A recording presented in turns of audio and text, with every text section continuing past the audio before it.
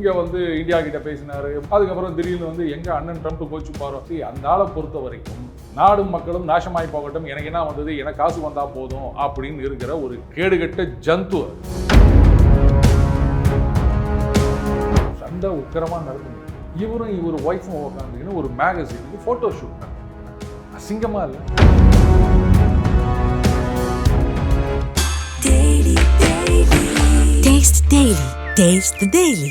உங்க வீடு அரண்மனை மாதிரி இருக்கணும்னு ஆசையா? டீக் 42 உங்க பட்ஜெட்டுக்கு ஏத்த ஒரே கடை. வந்து பாருங்க, பிடிச்சத வாங்குங்க. நீங்க 26 நாடு இல்ல 74 நாடு ஒண்ணு சேர்ந்தாலும் ரஷ்யாவை உங்களால தோற்கடிக்க முடியாது. ஆனா அவங்க நினைச்சாங்கன்னா உங்களை ஒரே நாள்ல தரமட்டமாக்கிடுவாங்க. இது ஏன் அங்க இருக்க மக்களுக்கு புரிய மாட்டேதுன்னு தெரியும். ஒரு எதிரி இருக்கிற வரைக்கும் தான் நீங்க ஆயுதம் ப்ரொடியூஸ் பண்ண முடியும், அதை அடுத்தவன் தலையில கட்ட முடியும். எங்கேயாவது 2 நாட்டுக்குள்ள சண்டை நடந்தா தானே நீங்க ஆயுதம் விற்க முடியும். ஸோ எல்லாமே காசு காசு காசு. போட்டியே அண்ணன் ட்ரம்ப்பை யார் பெரிய அளவுல போடுறது அப்படின்னு. அப்புறம் என்ன, நமக்கு ஒரு சான்ஸ் வச்சது, இப்போ வந்துட்டு போவோம், காசு வருதா அவ்வளவுதான், அப்போ வாய் வார்த்தை தானே அப்படின்னு தான் இருக்கார் அந்த விளக்குன ஜெலன்ஸ்கி. சரி விளக்குங்க, அப்போ நாங்கள் வந்து ரத்தக்கரை படிந்த காசு வச்சுக்கிறோம் அப்படின்னா, ட்ரம்ப் பதவிக்கு வந்த உடனே 20% எங்களுடைய வியாபாரம் இன்க்ரீஸ் ஆகிருக்குது அப்படின்னு புட்டின் சொல்லிக்கிறாரு. அந்த காசெல்லாம் என்ன காசுங்க? சார் வணக்கம் சார். வணக்கம் கோபி சார். அமெரிக்க அதிபர் ட்ரம்ப்பை புகழ்கின்றன என்ற பேரில் இந்தியா மீது அமெரிக்கா வரி போட்டது சரியான ஐடியா தான் அப்படின்னு உக்ரைன் அதிபர் ஜெலன்ஸ்கி கூறியிருக்காரு. திடீரென ஜிங்சாக் அடிக்கிறதுக்கு என்ன சார் காரணம்? அவரு ஏங்க இவெல்லாம் ஒரு மனுஷன் நீங்க கேள்வி கேட்டுக்கிறீங்க. அடுத்தது உங்க கேள்வியே தப்பு. திடீர்னு ஜிங்சாக் அடிக்கிறீங்கன்னா ஆரம்பத்திலேருந்து அந்த ஆள் அதைத்தான் பண்ணிட்டு இருக்கான். என்ன ஒன்று இன்னைக்கு வந்து ட்ரம்ப் வந்த பிறகு பைடன் இருக்கும்போது அங்கே பைடனுக்கு ஒரு நாள் ஜிங்சாக் அடிப்பான், அதுக்கப்புறம் வந்து யூரோப்பியன் யூனியனில் போய் ஜிங்சாக் அடிப்பான். அப்போ அவங்களுக்குள்ள ஒரு ஒற்றுமை இருந்தது, சண்டை நடந்துக்கிட்டே இருக்கணும் அப்படின்னு. ஆனால் ட்ரம்ப் வந்த பிறகு, வரதுக்கு முன்னாடி அவர் சொல்லியிருந்தார், நான் வந்தேன்னா ஒரே நாளில் சண்டையை நிறுத்திடுவேன் அப்படின்னாரு. வந்த பிறகு அவர் சண்டையை நிறுத்தணும்னு தான் ட்ரை பண்ணாருங்க. ஆனால் யூரோப்பியன் யூனியனில் இருக்க அவனுங்க தான் வந்து சொதப்பி விட்டாங்க. ஸோ அப்போ பார்த்தீங்கன்னா திடீர்னு இங்கே வந்து ட்ரம்ப்புக்கு ஜாலரை அடிப்பார், அதுக்கப்புறம் அங்கே லண்டன் போயிட்டு அவங்களுக்கு ஜாலரை அடிப்பார். இப்படியே மாறி மாறி ஜாலரை அடிச்சிருந்தாரு. இப்போவும் அதை தான் அவர் பண்ணிட்டு இருக்காரு. இங்கே வந்து இந்தியா கிட்ட பேசினாரு, மோடி கிட்ட பேசினாரு, ட்வீட் எல்லாம் போட்டாரு, நான் அது மாதிரி பேசினேன், அவர் கேட்டுக்கினார் அப்படின்னாரு. அதுக்கப்புறம் திடீர்னு வந்து எங்க அண்ணன் ட்ரம்ப் கோச்சு பாரோ அந்த ஆளை பொறுத்த வரைக்கும் நாடும் மக்களும் நாசமாய் போகட்டும், எனக்கு என்ன வந்தது, எனக்கு காசு வந்தா போதும் அப்படின்னு இருக்கிற ஒரு கேடுகட்ட ஜந்து. அது சோல்ஜர்ஸ்க்கு கொடுக்குற உணவு சப்ளையிலேயே வந்து சண்டை ஆரம்பிச்ச காலத்திலே ஆட்டையை போட்ட கும்பல். அதில் வந்து எலெக்ஷன் நடக்க வேண்டியது, யுத்தம் நடக்குது அப்படின்ட்டு எலெக்ஷனை கேன்சல் பண்ணிட்டாங்க. அதை ட்ரம்ப் கிட்ட சொன்னோம். அவர் கேட்குறாரு, ஓ சண்டை நடந்தா அப்போ எலெக்ஷன் தேவையில்லையா, அப்போ 3 வருஷம் கழிச்சு இங்கே சண்டை நடந்தா அமெரிக்காலையும் எலெக்ஷன் வேணாமா அப்படின்னு அவர் கேட்டார். அந்த மாதிரியான ஒரு காமெடியன், பேசிக்கலி ஒரு காமெடியன் தான். ஒரு சீரியலில் நடித்தவரை கொண்டாந்து அப்படியே அந்த மாதிரி வந்து அவர் ஒரு நாட்டின் ஜனாதிபதி ஆகிறார், அப்படியே நாட்டை தூக்கி நிறுத்துறார் அப்படின்ற மாதிரி ஒரு சீரியல் பண்ண உடனே அதை பார்த்து ஜனங்கள்லாம் ஓட்டு போட்டு கொண்டு வந்து உட்கார வச்சு இப்போ அனுபவிச்சுன்னு இருக்கிறாங்க. எனக்கு என்ன ஒரே ஒரு கேள்வி அப்படின்னா, இந்த உக்ரைன் மக்கள் ஏன் இதை இன்னும் யோசிக்க மாட்டேங்கிறாங்க அப்படின்னு. சரி, ரஷ்யா கிட்ட நீங்கள் சண்டை போட்டு என்ன அச்சீவ் பண்ண போகிறீங்க? ரஷ்யாவை வந்து நீங்கள் தோக்கடிச்சிட போகிறீங்களா? இப்போது உதாரணத்துக்கு ஒரு கம்பேரிசனுக்கு சொல்லணும் அப்படின்னா, இலங்கை வந்து நாங்கள் இந்தியாவோட சண்டை போட போகிறோம் அப்படின்னு போட்டிங்கன்னா இலங்கை வந்து இந்தியாவை பிடிக்க போதா? வால் தலையை கண்ட்ரோல் பண்ணாது, தலை தான் வாலை கண்ட்ரோல் பண்ணும் எந்த ஒரு நாடாக இருந்தாலும். சரியா? இங்கே மாலத்தீவுகள் எடுத்துக்காங்க. அந்த முய்சு என்ன பண்ணார், இப்படி தான் கெட் அவுட் இந்தியா அப்படின்னு ஆரம்பித்தார். சீனாவோட சப்போர்ட்டில் ஆட்சிக்கும் வந்தார். வந்த உடனே இந்தியா அவங்களுடைய அந்த சில சோல்ஜர்ஸ் அது இது நம்ம ஏதோ கொடுத்துருக்கோம், சில பீச் கிராஃப்ட் மாதிரி, அதெல்லாம் அதை ஆப்ரேட் பண்ணுறதுக்கு வச்சு எல்லாம் வெளில போகணும் அப்படின்னாரு. கடைசியில் இப்போ என்ன ஆச்சு, மறுபடியும் நம்மகிட்டே நாமளும் வந்து பெருந்தன்மையா அவங்களுக்கு நாம தான் ஹெல்ப் பண்ணிட்டு இருக்கோம். சீனாவை பொறுத்த வரைக்கும் என்னன்னா, அதுவும் எனக்கு ஒரு குழப்பமா இருக்கு. அங்க வந்து தலைமை மேல எனக்கு ஒரு கேள்வி இருக்கின்றது. நீங்க வந்து ஒரு நாட்டில் இருக்கவங்களை பிடிச்சி அந்த மாதிரி இன்ஃப்ளேட்டட் ப்ராஜெக்ட் காஸ்ட்லாம் போட்டு அதை அவங்க தலையில் கட்டி கடனை கட்டுறீங்க. அதுக்கப்புறம் அந்த நாட்டில் ஒரு குழப்பம் வருது அப்படின்னு சொல்லும்போது, எனக்கு இந்த போர்ட் எழுதி கொடுத்தா போதும், ஏர்போர்ட் எழுதி கொடுத்தா போதும், அங்கே என்னுடைய பப்பட் நான் சொன்ன ஆள் இருக்கான், அவனை சப்போர்ட் பண்ணணும்னு இவங்க நினைக்கிறதே கிடையாது.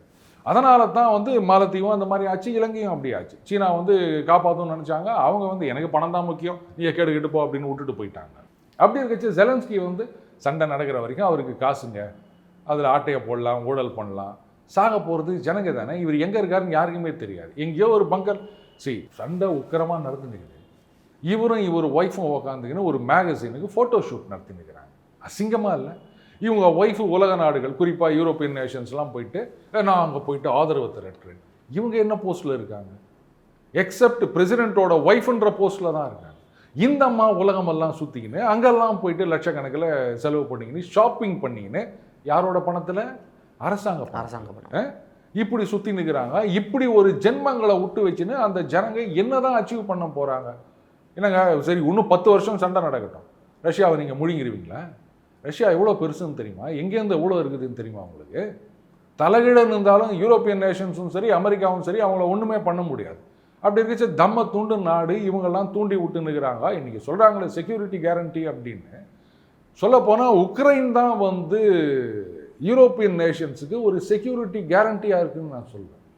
இங்கே சண்டை நடந்துனே இது அப்படின்னு அந்த சண்டை அப்படியே தொடர்ந்து நடந்துட்டு இருக்க வரைக்கும் தான் வந்து யூரோப்பியன் நேஷன்ஸ் அப்பா ரஷ்யா அங்கேயே சண்டை போட்டுக்குது, நம்மக்கிட்ட வராது அப்படின்னு நம்பிட்டு இருக்காங்க.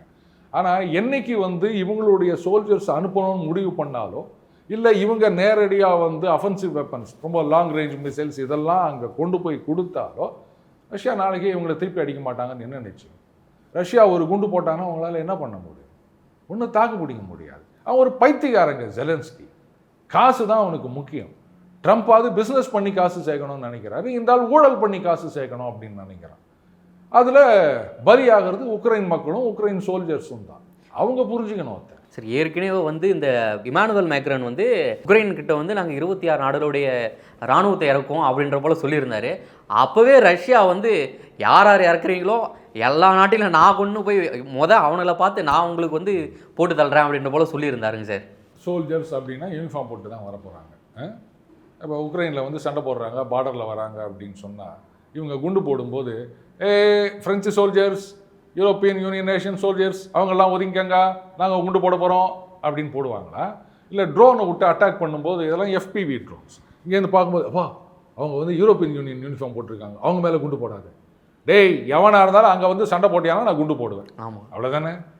அப்போது இவ்வளோ நாளாக உக்ரைனில் இருக்கவங்க செத்தது போதாது அப்படின்ட்டு யூரோப்பில் இருக்க அத்தனை பேரையும் கொண்டு வந்து இங்கே சாகடிக்க போகிறாங்க.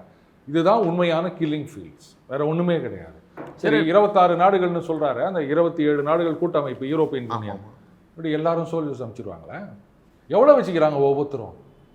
எப்பா ஃப்ரான்ஸு பிரிட்டன் கிட்டேயே வந்து 1 லட்சத்துக்கு மேலே இல்லை, மற்றவங்களாம் எவ்வளோ வச்சுருப்பாங்க?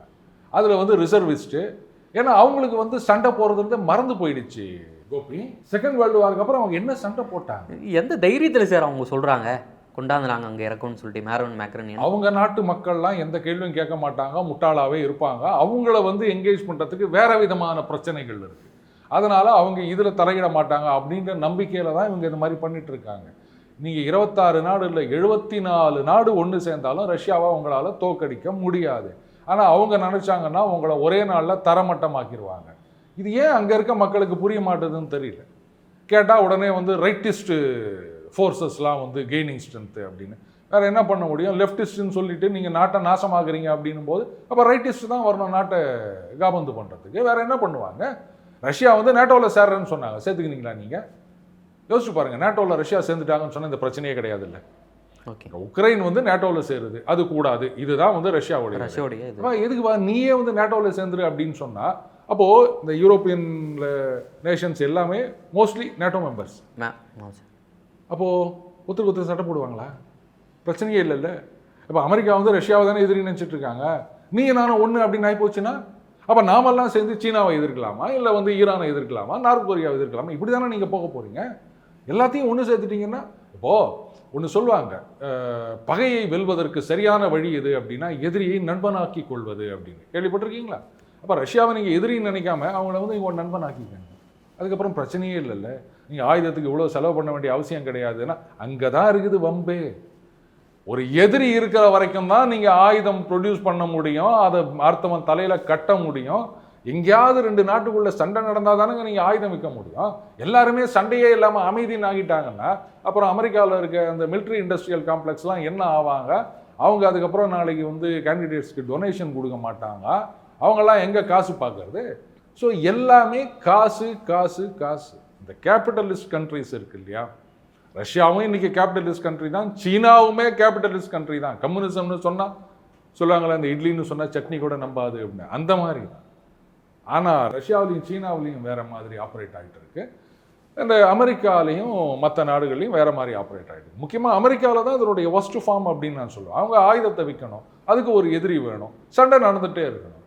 இந்த உக்ரைன் ரஷ்யா யுத்தம் வரல அப்படின்னு வச்சுக்கோங்களேன், இப்போ புதுசாக ஆயுதத்தை விற்க எங்கே போய் நிற்பாங்க? அவங்க யார் இருக்காங்க அவங்களுக்கு கிளைண்ட்?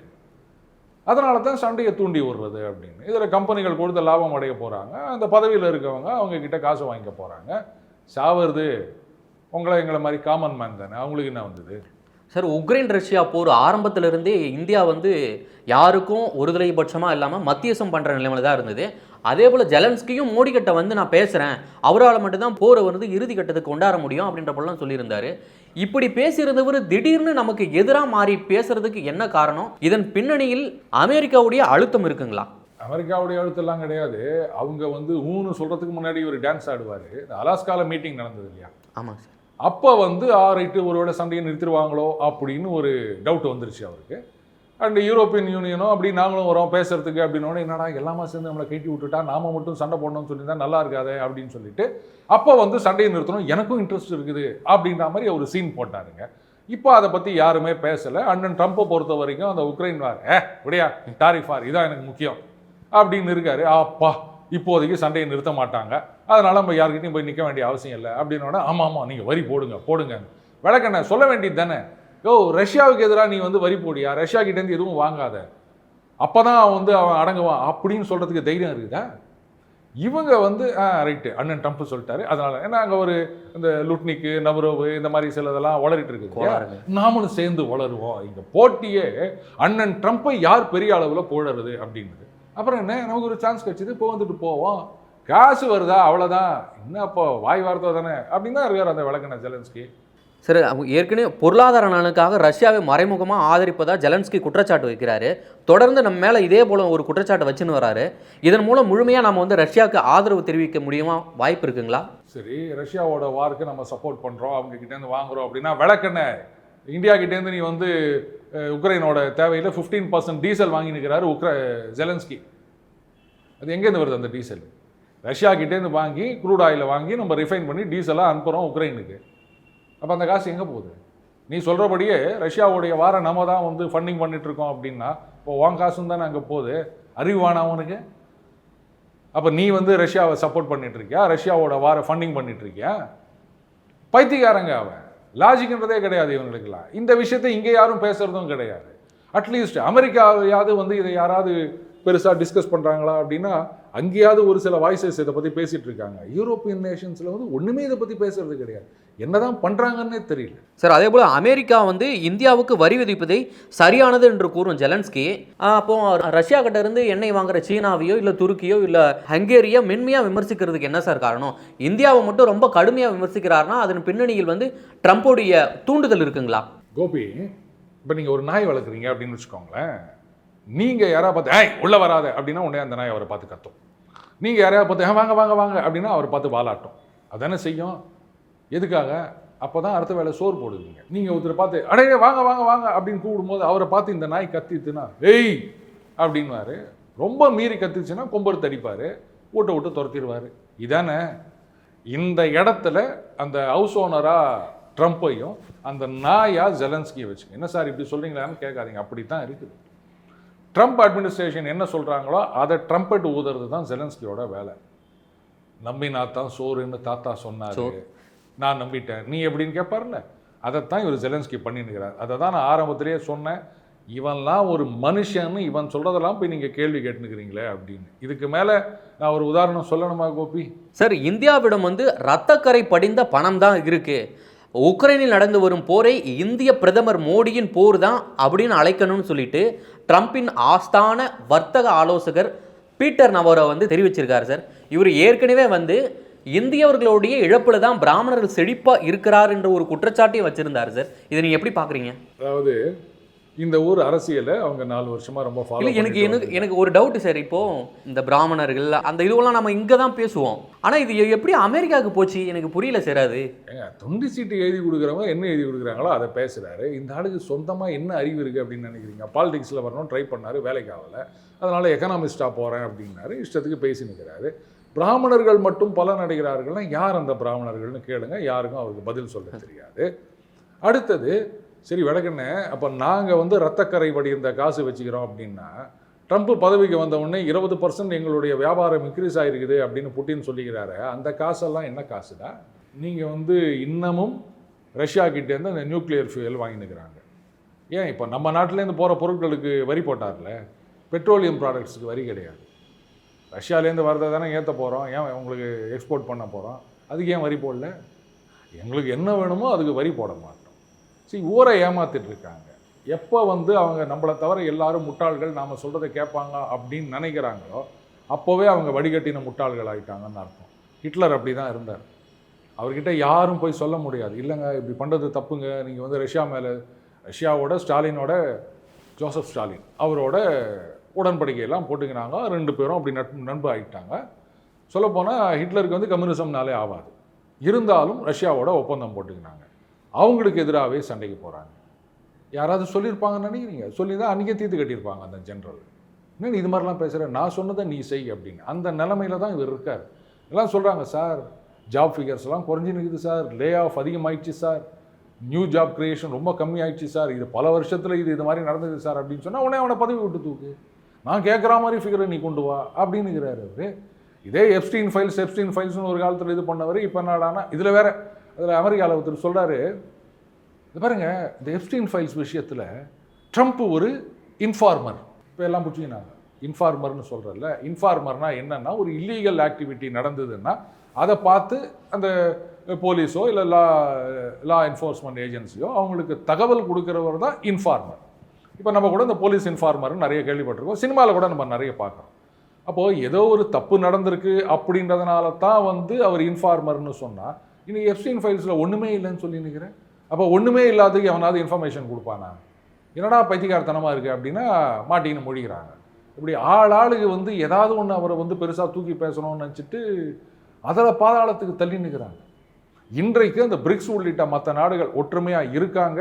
சொல்லப்போனால் இந்த திடீர்னு ஒரு பிரிக்ஸ் மாநாடு ஆன்லைனில் நடக்குது இல்லையா, இதில் ஏன் மோடி கலந்துக்கல பார்த்தீங்களா? இதில் வேற நம்மளுக்குள்ள ஒரு குழப்பத்தை உண்டாக்குறாராம். பாருங்கள், சீனா இந்தியாலாம் என்றைக்குமே ஃப்ரெண்ட்ஸாக இருக்க முடியாது, ஏன்னா வந்து அவங்க 2 பேரும் சண்டை போட்டுக்கிறாங்க, பார்டரில் அடிக்கடி சண்டை நடந்துக்குது, அவங்க எப்படி ஒன்றா இருக்க முடியும்? டேய், பாகிஸ்தானும் நீயும் இப்போ நீ ஒன்றா இருக்கும்போது இது ஒரு பெரிய விஷயமா? இன்றைக்கி வந்து வெனிசுவேலாவுக்கு எதிராக போயிட்டு போர்க்கப்பல்களெல்லாம் நிறுத்திக்கிறாங்க. ஆனால் இதே விளக்கண்ணீங்க வெனிசுவேலாவோட டீல் போட போனாங்க பைடன் பீரியடில். ஓகே, எதுக்காக அப்படின்னா அங்கே ஆயில் இருந்தது, அங்கே தடைகள் அப்படின்றதுனால இப்போ ரொம்பவே நொடிச்சு போயிருக்கு.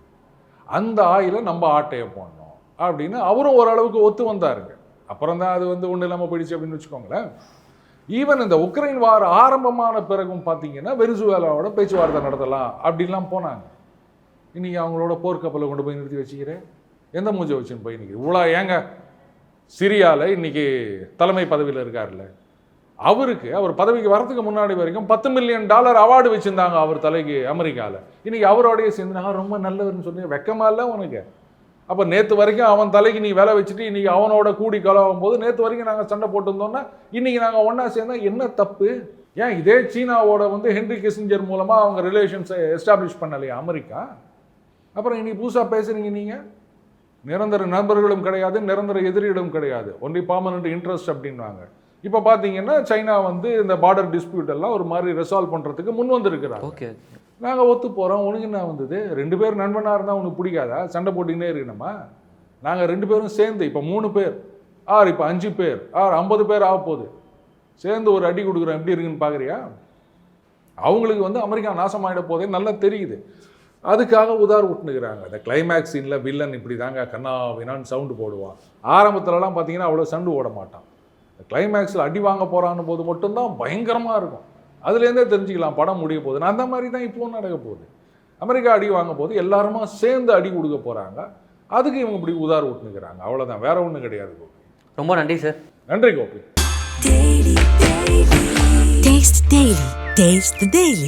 உங்க வீடு அரண்மனை மாதிரி இருக்கணும்னு ஆசையா? டீக் 42 உங்க பட்ஜெட்டுக்கு ஏத்த ஒரே கடை. வந்து பாருங்க, பிடிச்சத வாங்குங்க.